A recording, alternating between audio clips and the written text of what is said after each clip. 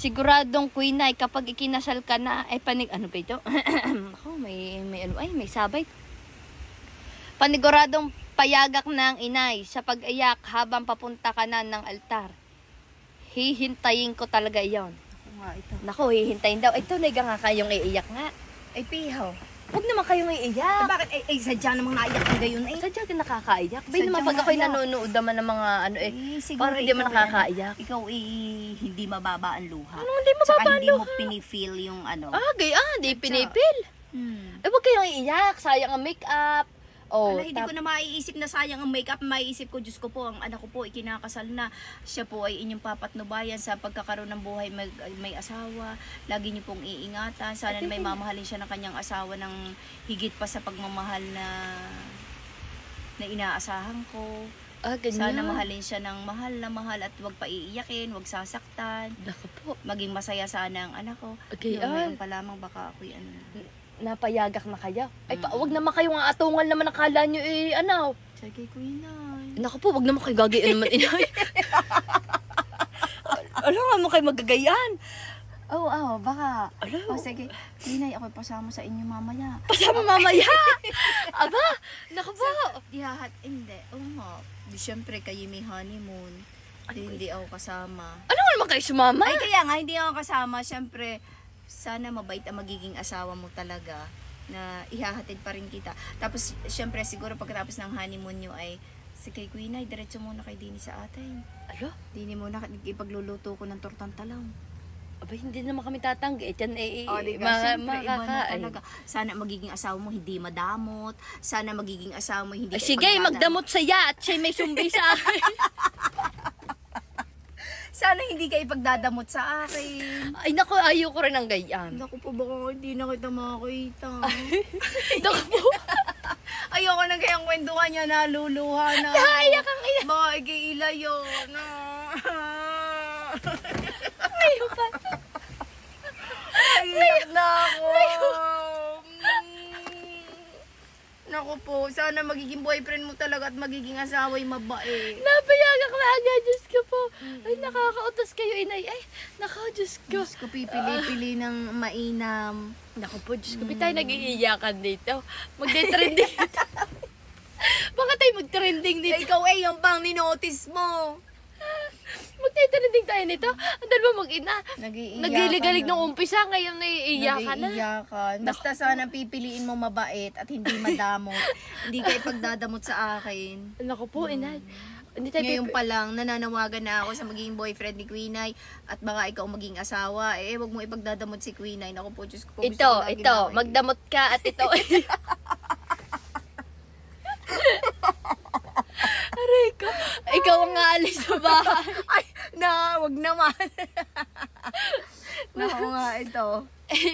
Kakakasal ka sa live, baka manahiwalay agad. Naku po. Diyos ko po, Rude. Manalangin ng taimtem. Mananalangin niya ako ng taimtem, Diyos ko po, Rude. Dapat nga daw pinapanalangin yan. Gigiyon nga. Magkakaroon ka ng yung yung pinapangarap mong boyfriend, sabi ni Ate Rain. Kung ano yung mga specific. kung ano yung mga gusto mong Hindi lang kayo maka-English, ay nyo lang aminin. Hindi ka naman kailangan English. Ay, hindi nyo masabi eh. Hindi, basta ni Tagalog nga. Hindi ko mo minsan ganyan. No. Ako, Diyos kong eksenang ito Ito ang hindi talaga inaasahan. Hindi ito scripted. Doon na papunta sa gayon. Ano ba yan? Maganda talaga yung mga ganyan. Yung on the spot. Akala ng iba ang aming mga garnihon tano scripted. Pero tinanin nyo naman ang kinakalabasan ng aming ito. Diyos ko. Iiyak tatawa. Lalo na ako silip. Ako po, Diyos ko. Iiyak tatawa. Makikita pang uhog ko din Tama na ito. Kakahiya naman pag nakita. Bigla kayo may hiya. Kasi dyan naman tayong inuuhog. Ay! Hindi alam nilang inuuhog ha.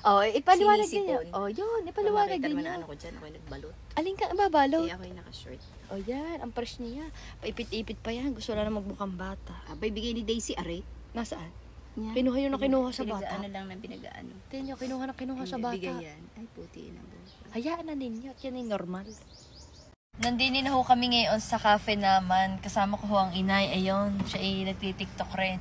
Ngayon, dahil nakalimutan ko mag-lotion, dinala ko na rin ang aking lotion. Ayan. Ari ay ang DW Timeless Staying Beautiful. Ano daw? Ano yan? Ariho, lotion, inay. Nakalagay din DW. Ayan. Whitening times 2 for all skin type. Yan. Tayo ngayon ay maglo-lotion. Ayan.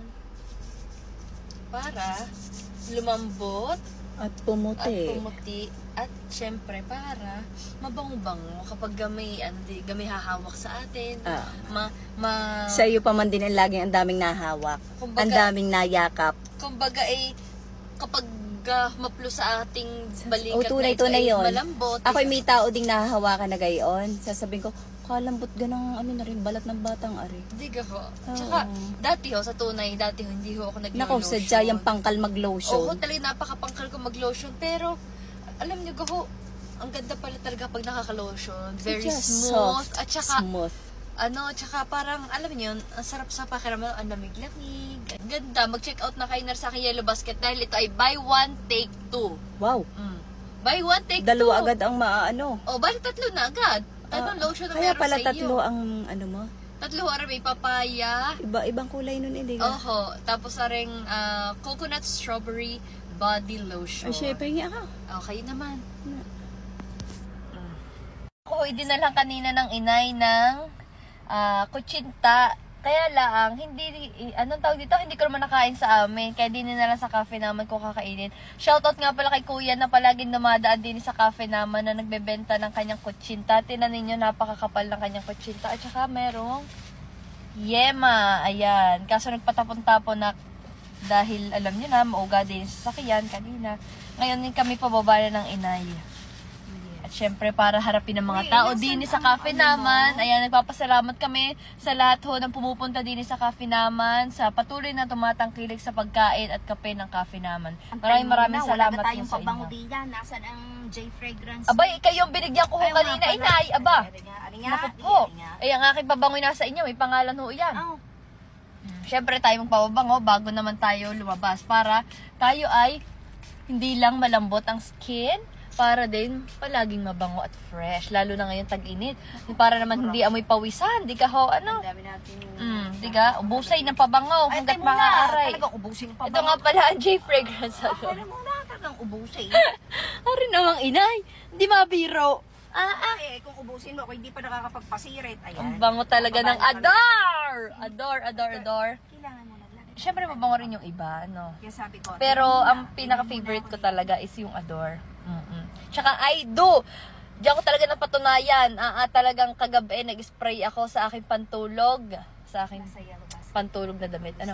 Maga amoy na amoy pa rin talaga ang aking pabango. Kumbaga ito hindi lang basta mura, long lasting, at saka napakabango talaga. Nandini ho kami ngayon sa cafe naman. Ayan, kami ho dini muna magdi-dinner. Dahil wala namang maluto sa amin. Hindi man nanain din bumili ang mga are. Parang, Hoy, for your information, kakaluto ko lang sa iyo ng, anong tawag doon sa isdang malaking yun? pampanon. Pampanon. Napapagkanta hindi kayo nagluluto. Hindi, ang papa. Nagluto. Hindi nyo alam kung anong tawag. Sasabihin, may walang maluto. Yun din kanina pang umaga yun. Ngayon, dinner time na. Hindi ka pa naman nagboboklat ng ref. May mabubuklat ko yan. Oo. Wala nang mabubuklat. Naku, ang ating ref ay papalitan na. Lagay yun, itulo na ng tulo. Saan nyo ko binili yun? O baka ang tanong ay anong brand? Ay, huwag niyo magsasabi. Hindi ko na sinasabi. Yun ang tamang tanong. Anong brand, hindi kung saan binili. Oo, tama. Kaya, ang ibig sabihin, palitan mo naman. Hindi na niyo pa sinasabi sa may video. Talagang kayo maganda rin nga tumayming. Parang, Para patunay na bibili ka. Ganyan. Mali mo sasabihin mo, inay, bibili ko kayo bukas. Oo, hayaan ninyo. Bukas na bukas rin. Pag may awa ang Diyos kayo bibili ko. Bibili ko na 10. Hindi na tutuloy yung for sure bukas dahil may lakad tayo bukas. Bibili ko kayo na 10. 10 agad. May kapalis siya pa ngayong day na yun. Ba na? Oo, batid nyo yan. Ano ko, ano nga Hubarin nyo yan kasi nakakabalas nga yan. Dahil jacket yan Sino nagkaroon, di ba balasin yan? Ay, sige. Hello! Yan ang aking in-order. Tinan nyo, spam silog. Ayun ang kanin, dahil di ako nagkakanin. Tapos aray sa inay. Thank you. Tuna sandwich. In-order naman yung aking binili. Kahit wala akong binili.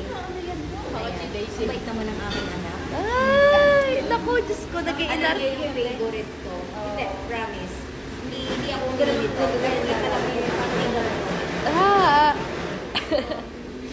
Sisipon ako. Ang lagi kong in-order din sa cafe naman, bang silog, corn silog, tapos ito, spam silog naman ngayon. Tita, huwag ka na mahiya. Hindi ko na nga naubos yung ako. Kita mo, nababawasan na yung appetite mo. Paano ko busog pa ako yung kanina? Naku, kaya naman pala, panayan pagsasamgyup mo. Ano sabi mo, mag-exercise tayo, mag-gym.